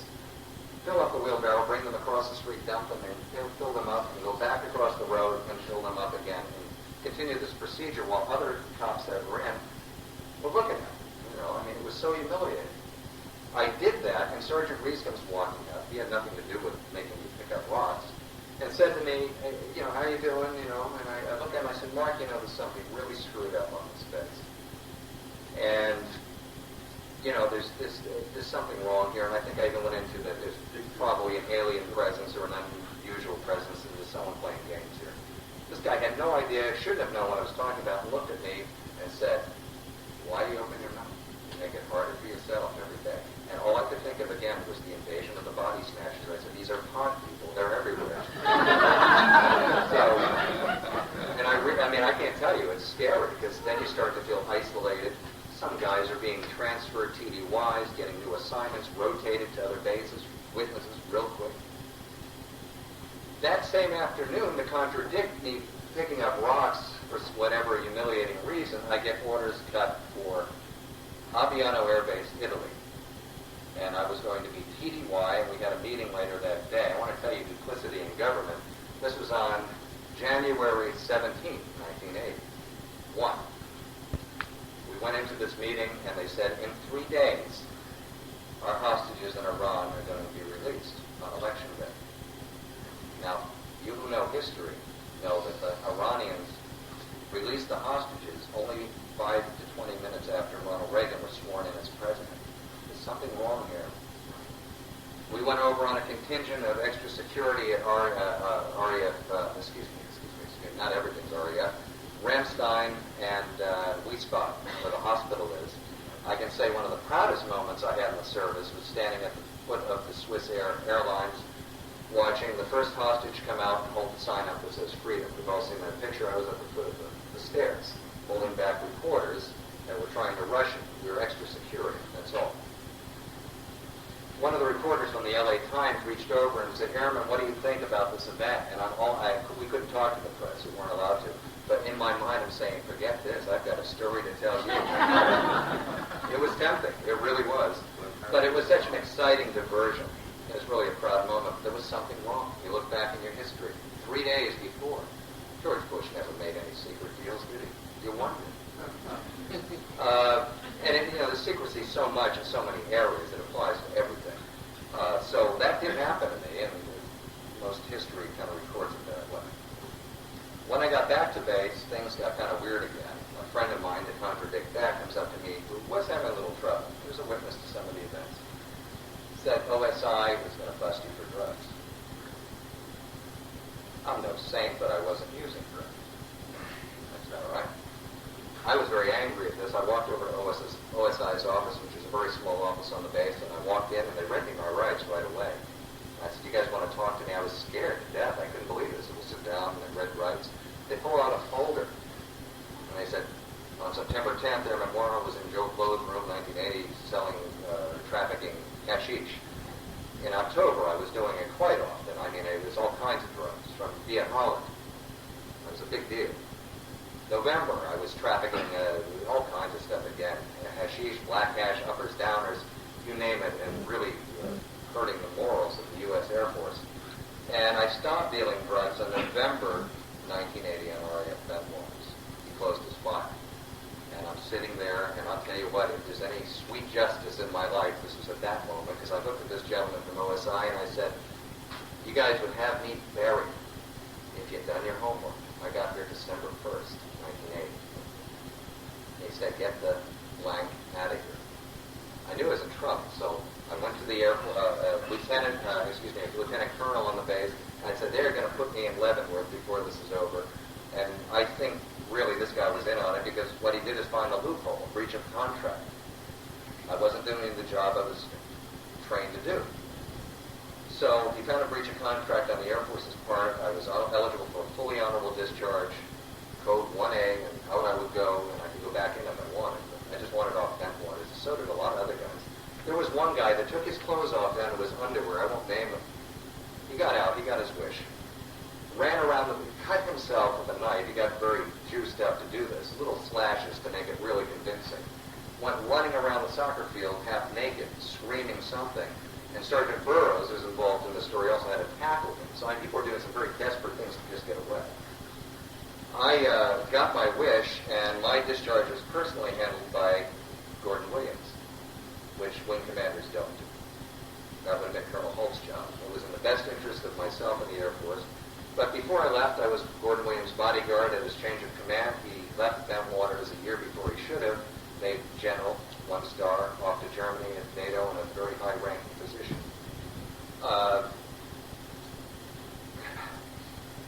The funny thing about it, if there is anything funny so far, is that Sergeant Castinza, myself, and a few others, just before I left, got together in a room, and we decided, we got to go. We've got to get this out to a newspaper. That was in our mind. We've got to tell it. Everyone was having hassle. I wasn't going to do this alone. And we had all these grandiose dreams. I left the service, and we all planned to stay in touch. It never happened. I came home. I was relieved to get home. I came into a horrendous economy in 1981 in northern New York, especially. It was terrible. The air traffic controllers were getting canned, and it was just a bad time all around. As time went on, I started to think, geez, I should go back into the military because I'm a desk clerk at a hotel. I had no further education in high school. And I went back to the Air Force. My recruiter put me in, and I didn't tell him about what had happened. I had an honorable discharge, why not? Well, first thing he noticed is that I had a re-enlistment code that didn't make sense to him. It was an honorable discharge, fully explaining that it was the Air Force's fault why I got it. A 4M. Now, you'd say that's medical. It isn't. And 4 means no reentry, but M is a classified code. Check it out. Check it out anywhere. Any recruiting office. 4M. I challenge you all to find it. You're going to have recruiters going, it's not in the books. It isn't. But it certainly kept me out of the Air Force. My recruiter started pulling up on the screen with my Social Security number, do not process, nothing follows. Seen it many times, the price still happens to this day. I was eventually advised, I was very frustrated at this point, to go see my congressman, which discovered that Jerry Solomon of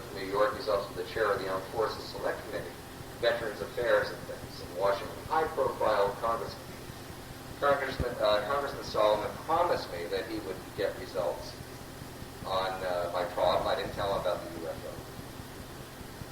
No reason to. I got a letter back soon after stating that 5 months, in fact, after I was released from the services from the reason I told you, that the Air Force Surgeon General deemed me ineligible for re-enlistment 5 months after I left the service. 5 months after they already gave me that bogus code, because I had a congenital problem where I couldn't fully extend my right arm. A condition, by the way, that could have kept me out of the military in the first place.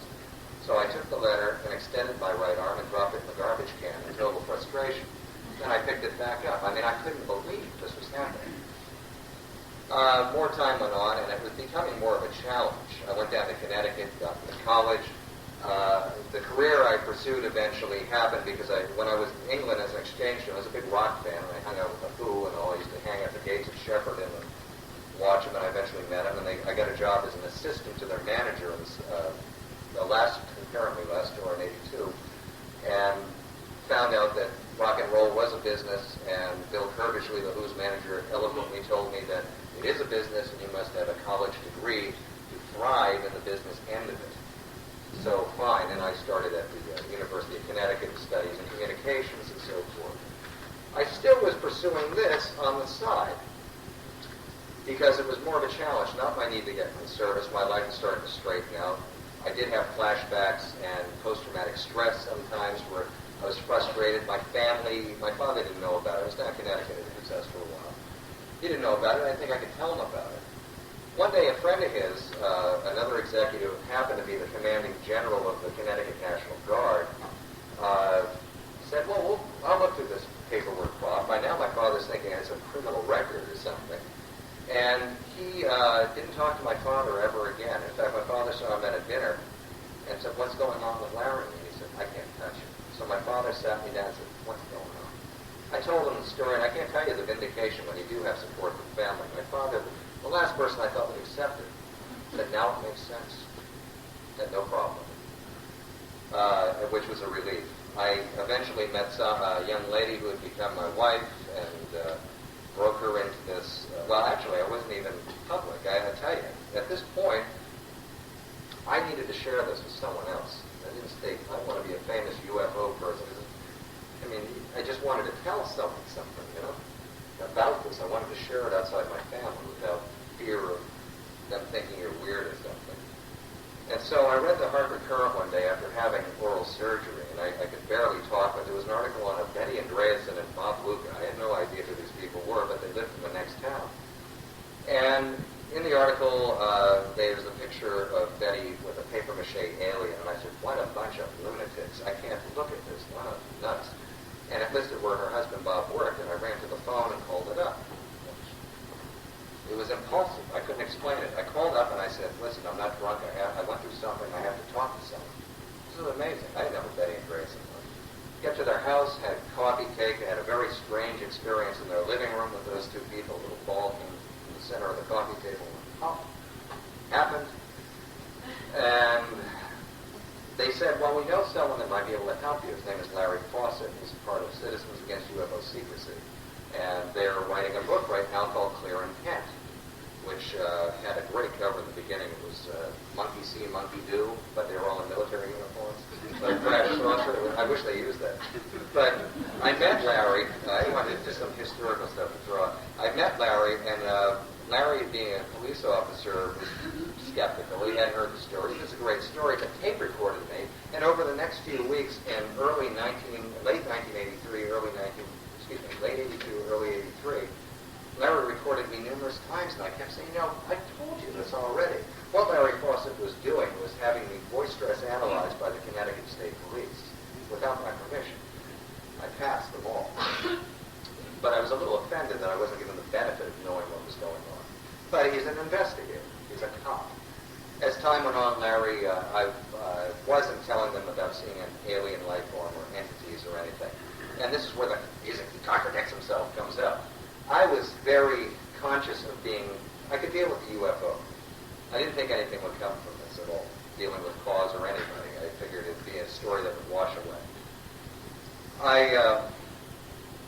After providing them with times and dates approximate between New Year's Eve and Christmas and New Year's, Robert Todd filed with the Department of the Air Force on this alleged event. After numerous denials, embarrassing, insulting denials from the Base Public Affairs Office at Bentwaters, the famous Halt document was released. And it reads like science fiction, like they say in the book Clear Intent. Soon after I was dealing with Fawcett, I see an issue of Omni magazine. I didn't read it like science fiction. I thought that's what they catered to. But their UFO update section in March of '83 had a full-page thing on the Bentwaters incident based on other guys. I was already public quiet, but other guys' testimony with aliens. This is the key thing here. We're a life form seeing. It wasn't just some bizarre light effect. I couldn't believe the Halt document came out. I mean, it was verification, though it wasn't the full story, though the truth was in there. You had to kind of put the pieces and puzzles together. The dates were wrong. But it was happening. I provided names of people involved. I had some sheets with Social Security numbers on from other witnesses. They were eventually contacted, backed me up 100%.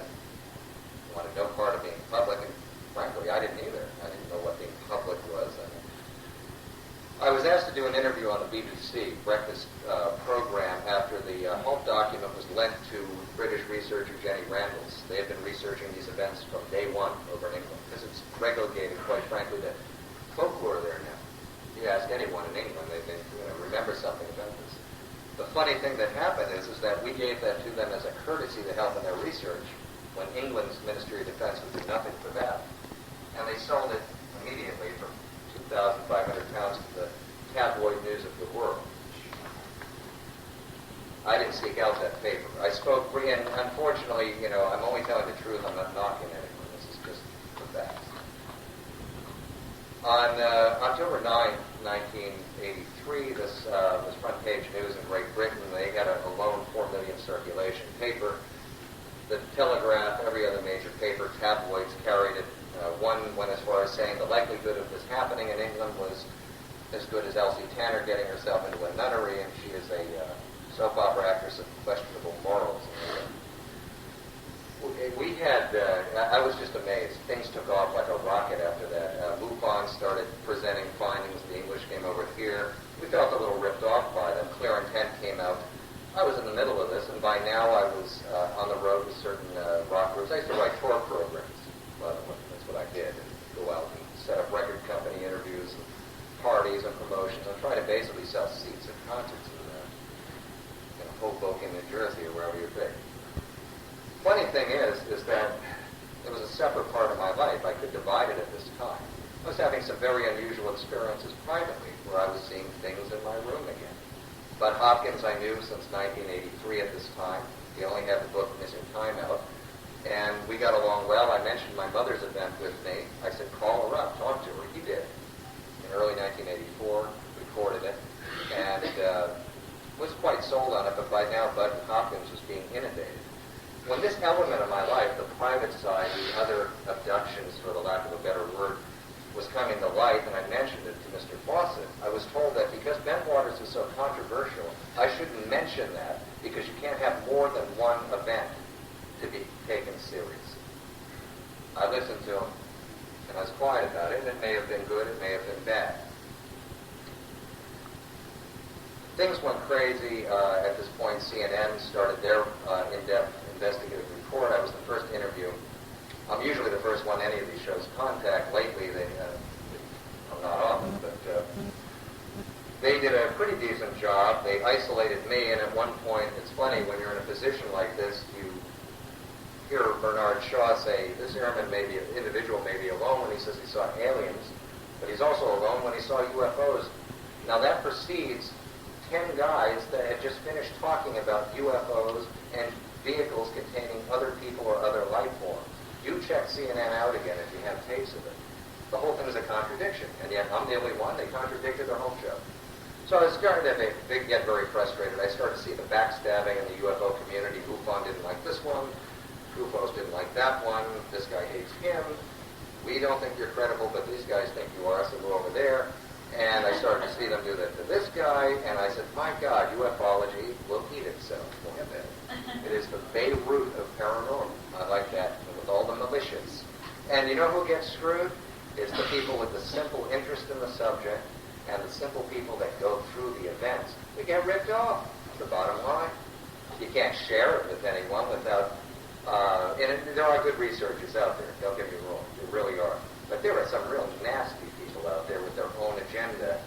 And it's time that we, as witnesses to these things, really take back the rights to our own life. We're as capable as presenting this, writing books, doing whatever it takes to get the information out as a researcher who will tire of you sooner or later and discard you, which happened to me with Fawcett and Greenwood. They moved on to other things, bigger and better. Bentwaters is boring. That was the quote. Meanwhile, I'm stuck with it, living with it in my life. My wife wasn't comfortable with it. She wasn't comfortable with the events that were happening in our house, very strange things. I was waking up with nightmares. I'd see these things. It got in the way of the marriage, very much. Bentwaters got in the way. It became an obsession, to get to the truth. I continued my life, and finally, in 1986, around the time of Communion coming out, which kind of changed everything, whether you like Whitley or you don't, it kind of legitimized what we're fighting for, what I'm fighting for, what I believe in, and brought it to a wider audience outside of the UFO community. It's so incestuous in a way that Communion did make the leap. It jumped over the fence and started hitting other people on the head saying, hey. And the cover, frankly, was the best part of the book, in my opinion. But Whitley started to become a big thing. I knew Whitley, and I do occasional conferences. We had a lot of activity in East and Westchester and Connecticut with boomerangs. And Bentwaters made a little splash, but I started to notice that it would fade away. Other witnesses weren't jumping on the bandwagon like I'd hoped they would. Most of them were in the government still. Some had government jobs. They had a lot to lose. Some were scared to death. Calling up one of the witnesses' house one day, his wife got on the phone and screamed, he's going to lose me if he keeps doing this. He has nightmares every night. I only represent a small portion of them. A lot of people are really in pain over this. In 1986, I started to see my account in a lot of different books and articles, very incorrectly written, by people, and criticized, quite frankly, by people I've never met. Never. And sometimes rather harshly.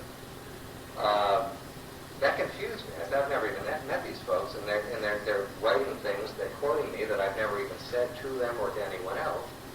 So I started getting the idea in my head, I should think about a book. Well, I had no idea, what I'd be getting into. I knew I needed a co-author that would be objective and try to corner me on every single fact, every issue. And it's, June of 1987, MUFON had its 40th anniversary of ufology in Washington, D.C. at American University, and I was a speaker on it. I did my old thing again, just tell the Bentwaters thing, and I was told by Mr. Andrus that I'd have 45 minutes to speak, and that's fair. That was an agreement between two men. And Mr. Andrus decided that because I'd been rather critical, like I was a moment ago, about organized ufology's hierarchy, that I would be cut down to 15 minutes, because I was politically incorrect. That's a quote. I got up on stage at American University, and I have to say it was quite a large audience. There were 3 nuns in the front row, which was so unusual. And I was angry at this point. I was very angry. I stood there, and I looked out, and I let 6-7 years of being public in this at that point fly. And I said, with much more anger and harshness, my critique of the UFO phenomenon. It will destroy itself sooner or later. The witnesses are going to thrive, and it's all bigger than any of us, and we're not going to change the world, and there's not going to be ticker tape parades or Mr. Director of MUFON or UFOs or anything else. I mean, this is for the people, and it's much bigger than we'll ever imagine. Well, it wasn't appreciated. Mr. Andrus ran out of the back room redder than I ever seen a Texan get. And I just kept going. In fact, this guy kept coming up, tugging me, and I pushed him away. I'll tell you, when I finished, the three nuns were doing this, cheering. I mean, people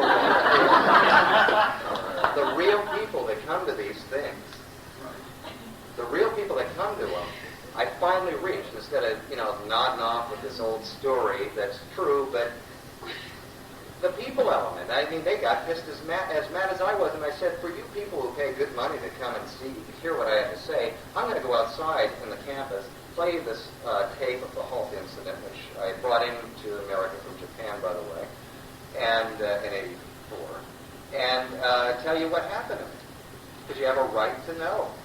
And I also said on stage to Mr. Andrus in front of these people that you're doing exactly what you accuse the government of doing.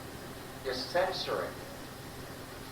Well, I got up and left, and out of respect to other speakers, I think I was followed by Mr. Haynes, who I like, Dick Haynes. And I walked out into the lobby, but unfortunately, out of 1,100 people, I took about 800 people with me. And I had no microphone. It was really a powerful experience for me, because these were just simple people that go to these things, not to criticize, not to this or that they're either blessed with an open mind, or they're blessed with a critical mind, which is valuable also in this, or they're not blessed with the fact that they've lived with these events all their lives and just want to be around other folks that have gone through it and not have to justify it, to laugh, to whatever, because we've been there. That's the bottom line. We've been there. We know it's real. We don't know what it is, really.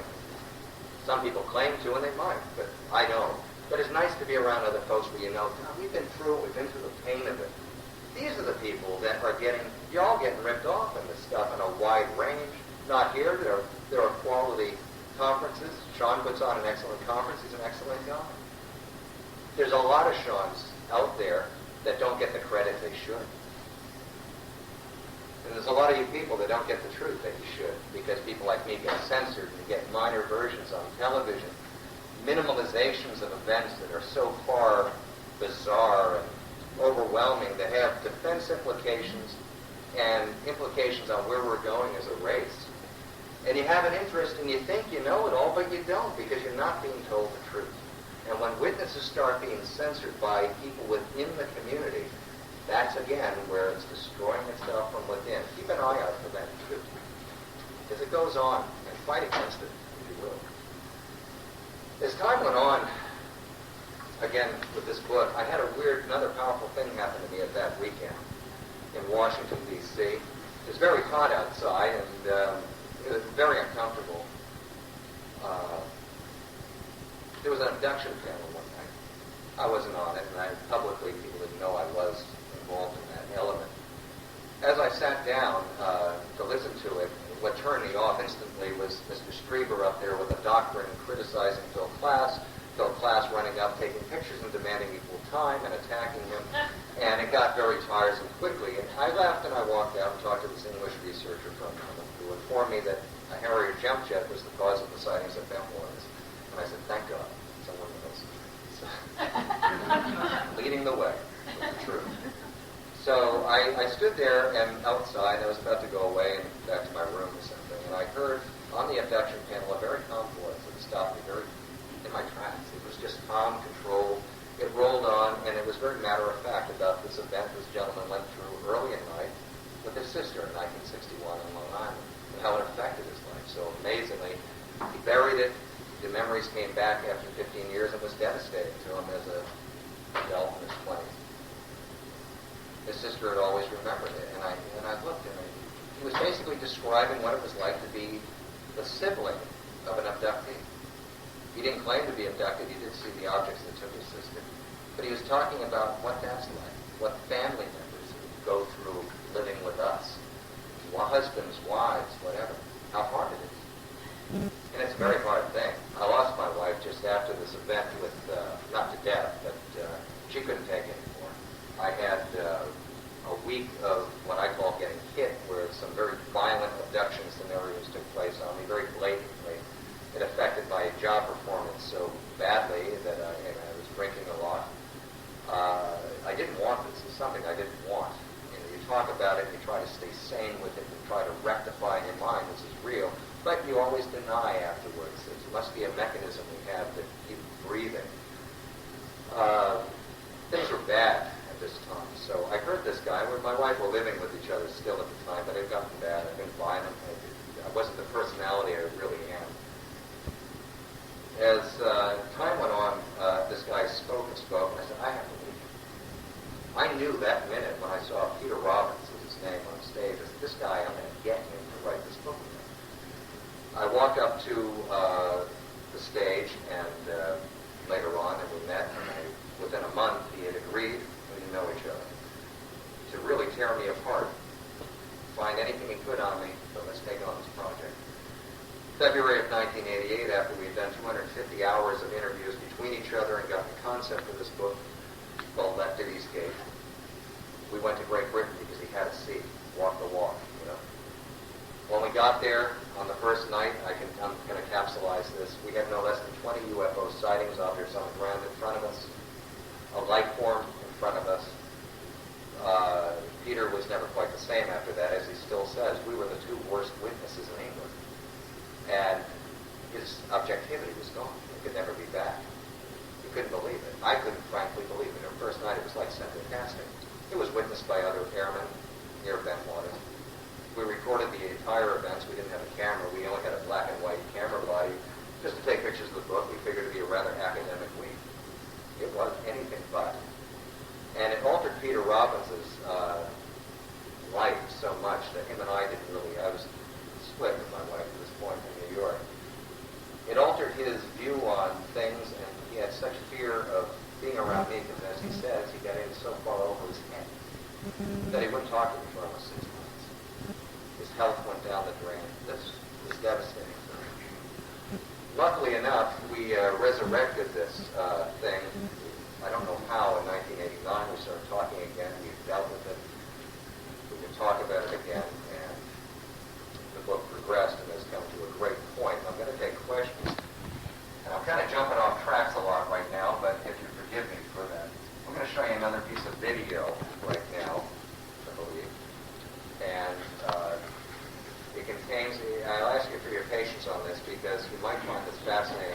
Do pay attention to some pictures there. There's a color picture and a story within a story that you're going to definitely have questions about.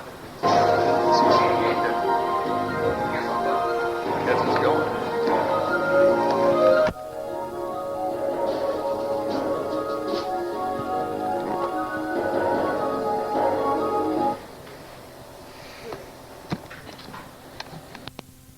Issue of sightings. A British researcher made a comment about a newfound fact in the Bentwaters case. That fact concerned itself with Rendlesham Forest and an area that was supposedly destroyed. All that radius, the whole lot, 10,000 acres, was absolutely devastated. The commentator then discusses the fact that that's where the landing site was located.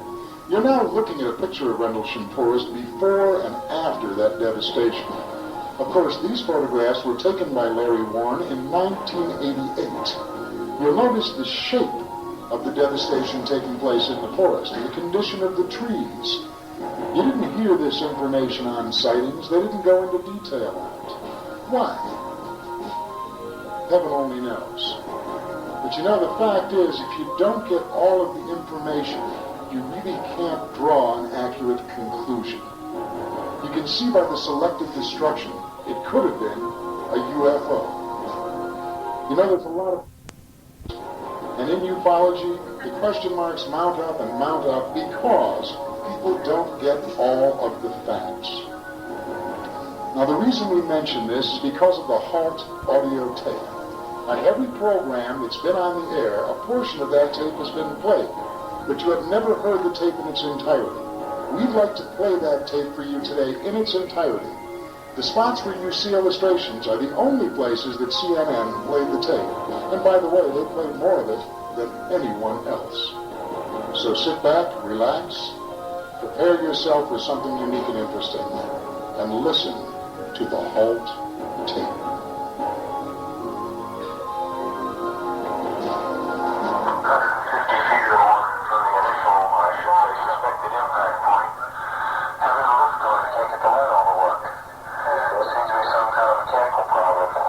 'Cause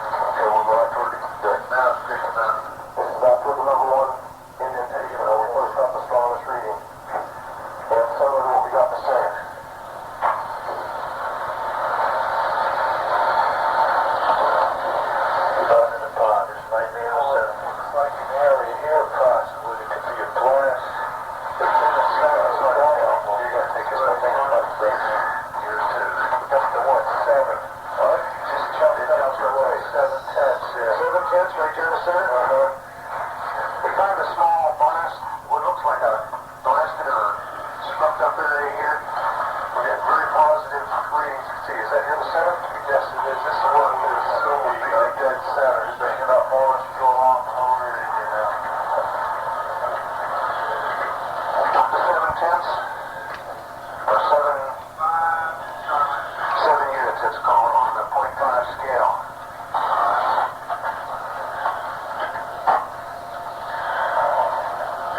Okay, why don't we do this? Why don't we make a sweep? Here, I've got my gloves on now. Let's make a sweep out around the whole area, about 10 foot out. Make a perimeter run around it. Starting right back here at the corner. Back at the same first corner where we came in. Let's go right back here. That would depend on where you kind of clicks. Right. Okay, that's good. Put the light on it and sweep around it. It would fly up.